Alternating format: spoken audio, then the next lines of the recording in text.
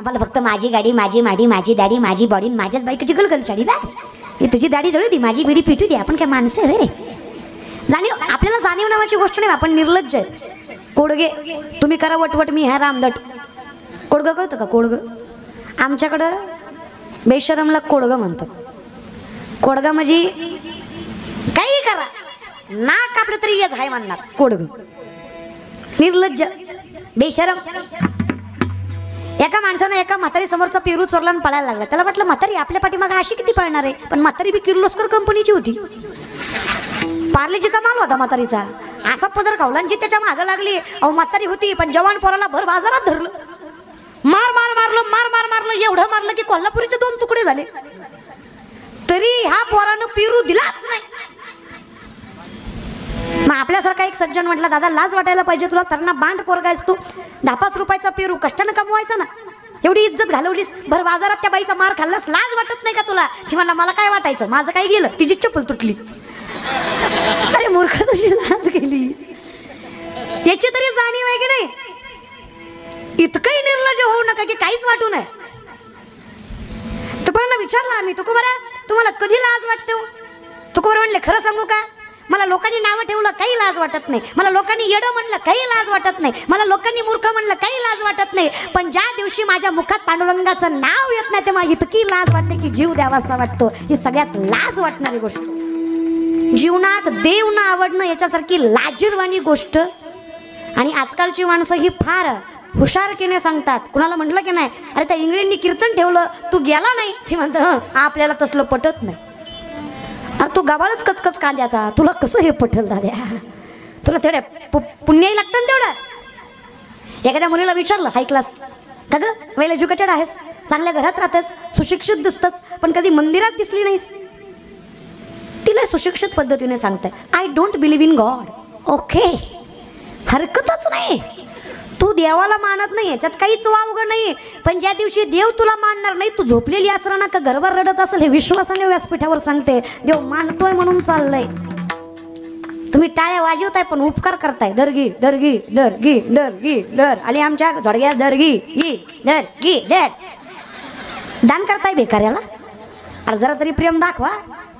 ही पुरुष मंडळी तर पाठीमागची आशा बसल्यात, तू बोल मी आहे, तू बोल, मी बसलोय तू बोल, मी ऐकतोय तुझं तू बोल. अरे जरा तरी आत मी येतात. तुमचं कसं झालंय, 25-30 हजार लोकांची पंगत एका पट्ट्यानं घातली. म्हणलं काय दानशूर व्यक्तिमत्व, काय मन मोठं, काय विशाल हृदय. 25-30 हजार लोक खाऊ घातली. शेजारचा म्हणला, ताई लय नका वरडू, त्यानं काय चांगल्या मनानं खाऊ नाही घातली. म्हणलं मग कशामुळे खाऊ घातली? ती म्हणला इलेक्शन जवळ आलंय म्हणून गुतीवली ती. हा परमार्थ आहे का? तसं हा परमार्थ असं नसतं रे दादा. असं वागलात ना तुम्ही, किती वचन करा माझ्या. द्वैताची झाडांनी गुरुविन ज्ञानन तया कैची कीर्तन घडेल ना आम्ही. द्वैत म्हणजे असत्य. असत्य जगणाऱ्या माणसाला, सत्यकर्म न करणाऱ्या माणसाला, गुरुचं ज्ञान नसलेल्या माणसाला कधी परमार्थ कळणार नाही रे. ज्ञान मूळचंच लागतं, मनातूनच लागतं, भावच लागतो तर परमार्थ आहे. नाकाच्या शेंड्यापासून टाकल्यापर्यंत गंधन बापाच्या कमरेत लाता आणि देव भेटला नाही. अरे तू बाप ठोकला. विचार कर ना जरा. का रे बोरांनो, 10 दिवस गणपतीन बडवताना बाबूराव आणि देव भेटना, तू नाचत बुडीवला. आणि या बहिणीची गॅरंटी आहे, जो जो गणपती समोर नाचतो, 1 डिसेंबरच्या पार्ट्या खातो, अजून 4 वर्ष तरी तुला बायको भेटणार नाही. आता बाकीच्या म्हणतात माझं झालं, तुझी नीट नांदणार नाही. ही नाही भेटल्यापेक्षा बेकार भेटलेली न नांदणं.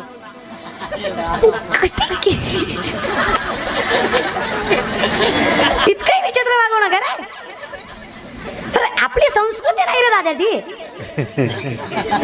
तुम्हाला झोमतं बोलल्यावर, पण हेच खरंय.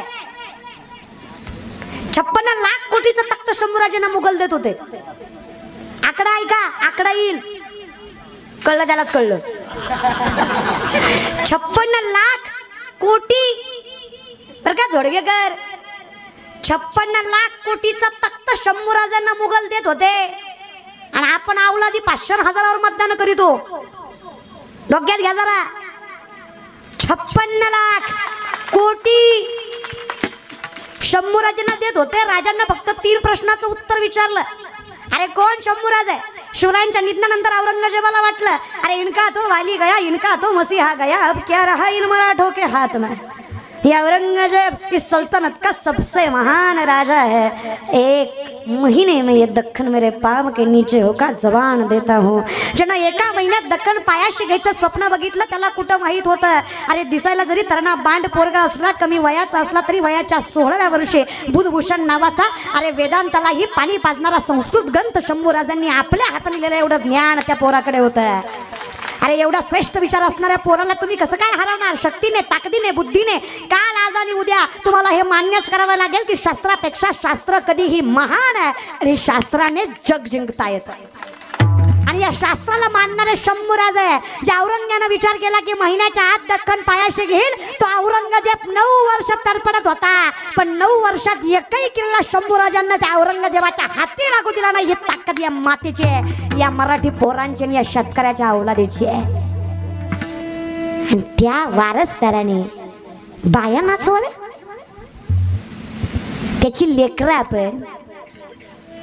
आपण भिकाऱ्यागत जगाव. आपण लोकांच्या कॉटरीसाठी कोंबडीसाठी साहेब साहेब साहेब भिकारी तुम्ही जाता का साहेबाचं रे? अरे कष्ट करा ना दाद्या.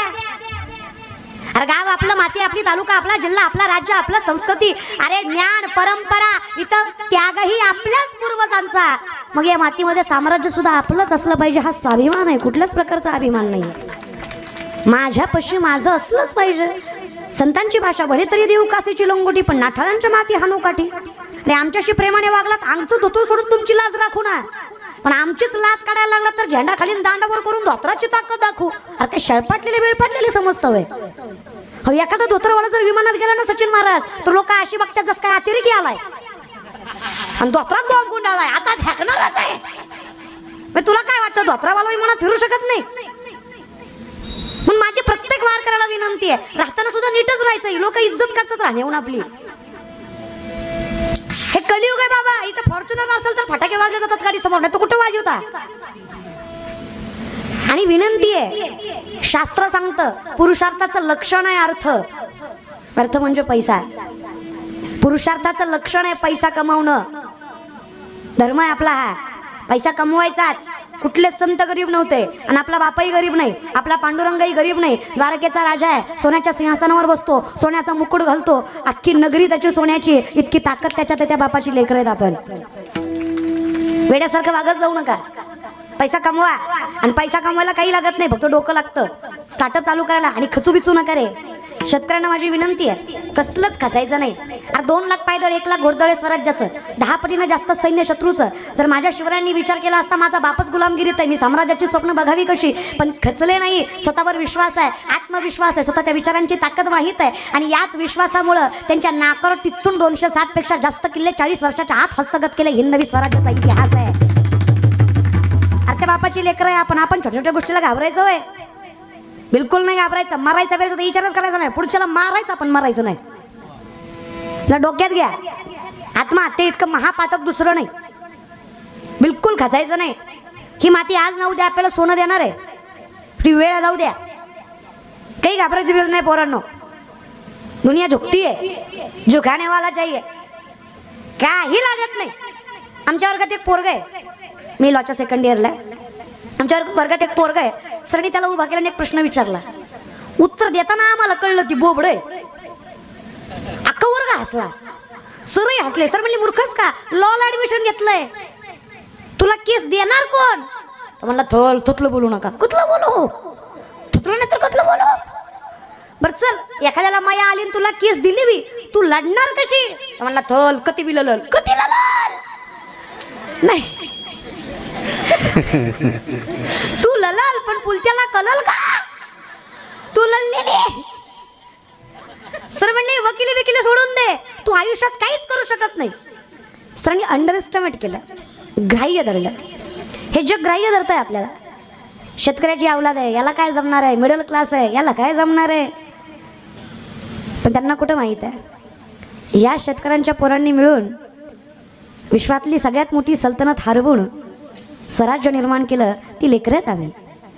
असं छोट्या छोट्या गोष्टींना घाबरणार नाहीत रे. अरे मृत्यूलाही भय वाटावा ना, इतकी ताकद आहे आमच्यात. मग कस काय घाबरू या विषयाकडे? पोरगा म्हणला सर सगळं जमेल. सर म्हणले सगळं मरू दे, हे 20 रामायणाचे ग्रंथ घे, पुढच्या लेक्चरपर्यंत त्यातला एक जरी ग्रंथ विकला ना, मास्तर नोकरी सोडून तुझ्या पाया खालून जाईल.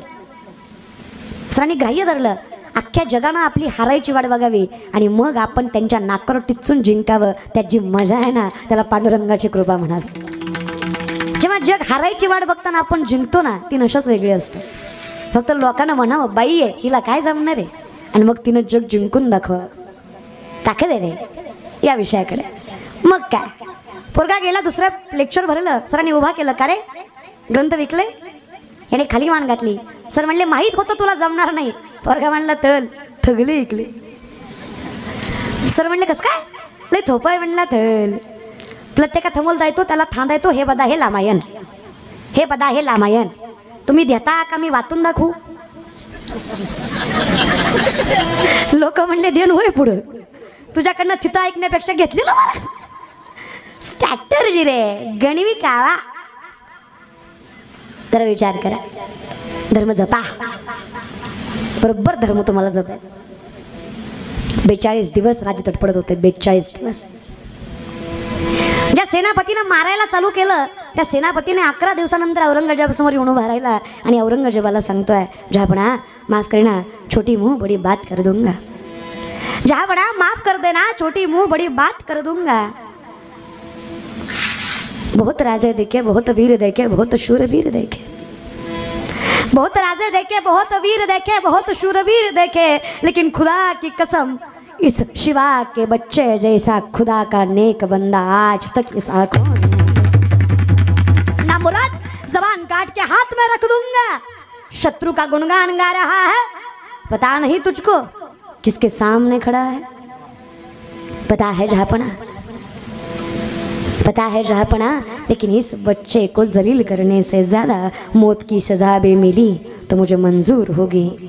आपका नमक खाया है, आपका नमक खाया है, मेरी जान आपको कुर्बान है, लेकिन माफ करना, इस बच्चे को तकलीफ देने की ताकत अब इस बंदे में नहीं है, क्योंकि उस बंदे को तकलीफ दी तो खुदा भी साला मुझको माफ नहीं करेगा. इतना नेक बंदा है. औरंगजेबाची तळपायाची आग मस्तकाला गेली. कोण है ये? किस मिट्टी से बना है? हाथ मरोड़ो, पाव मरोड़ो, नाखून उखाड़ो, जबान काट लो, कैसे नहीं झुकता देखते हैं. 3 प्रश्न विचारले शंभूराजांना. पहला, बता संबा स्वराज्य का खजीना किधर है? बता संबा, बता जिंदगी से हाथ कहाँ बैठेगा? बता स्वराज्य का खजीना किधर है? अरे रक्ताने तळपळत असलेले माझे शंभूराजे प्राणाची भीक न मागता छटी फुगून नजर वर करून हसत हसत त्या औरंगजेबाला सांगतात, अरे स्वराज्याचा खजिना पाहिजे.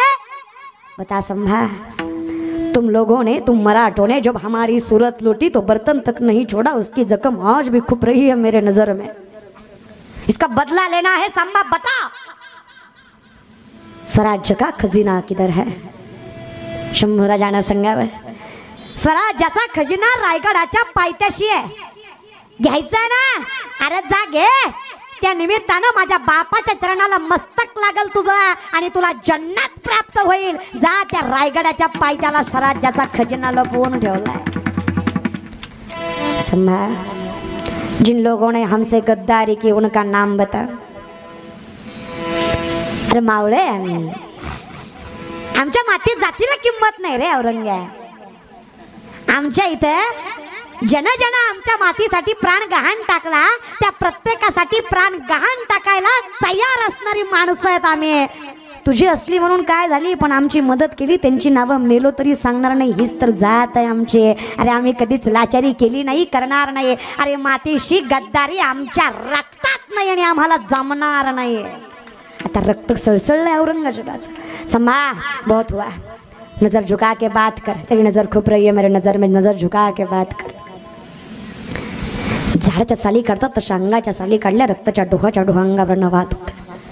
ज्या साली काढल्या त्या कुत्र्याला खाऊ घातल्या, समोर सांगितलं ही लायकी आहे तुमची. हाडा मासाचा गोळा होता, पण इतका त्रास दिला, इतका त्रास दिला, पायाची बोटं हाताची बोटं रोज एक अवयव कापला. जिथं जिथं जखम केली, जिथं जिथं मारलं, तिथं तिथं तिखट मीठ चोळलं.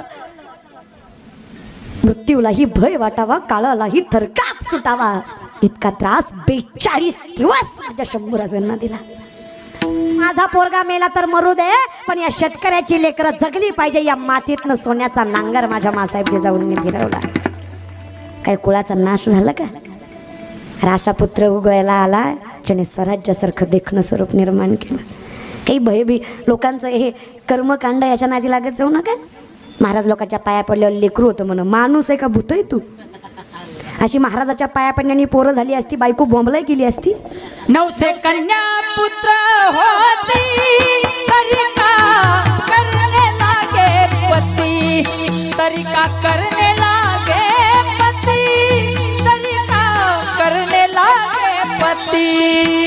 900 कन्या पुत्र होते, तरी का करने लागे पती, तरी का करने लागे पती, तरी का करने लागे पती.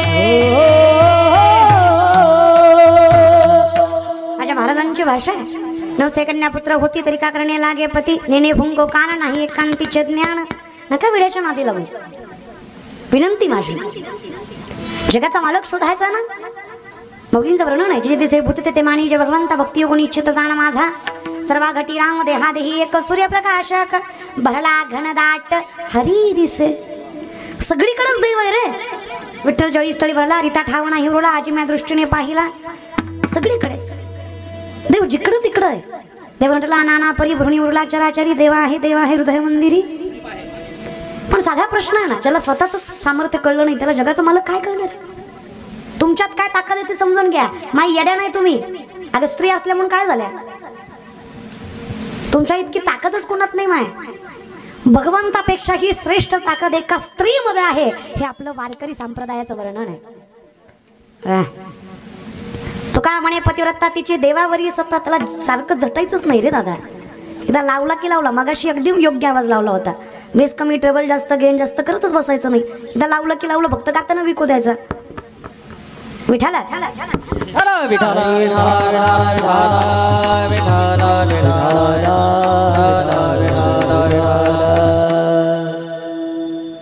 आणि हे जर संतांचे वर्णन आहेत ना, तर यामध्ये खोटं काही नाही. आमदार आहे म्हणले आम्ही लटकेची न बोलू वर्तमान खोटे. विष्णुदास नामा म्हणे ऐसे यांची ख्याती, लटकेचे बोलती पूर्वज नरका जाती. खोटं बोललं तर आमचं कुळ नरकात जाईल, खोटं बोलणाऱ्याची आमची जात नाही. हे खरं आहे. शास्त्राने चला रे, थोडंसं त्रास होत नाही.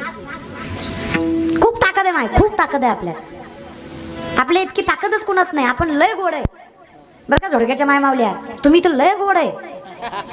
तुमचं तोंड सोडलं तर तुम्ही लय गोड आहे. तोंडात जरा आहे प्रॉब्लेम, बाकी लय गोड आहे तुम्ही. तोंडाचा बी आपला दोष नाही. ब्रह्माने बनवतानाच तसं बनवलंय. ब्रह्मानं बनवतानाच आपल्याला कंठ दिला नाही, यांना कंठ दिला.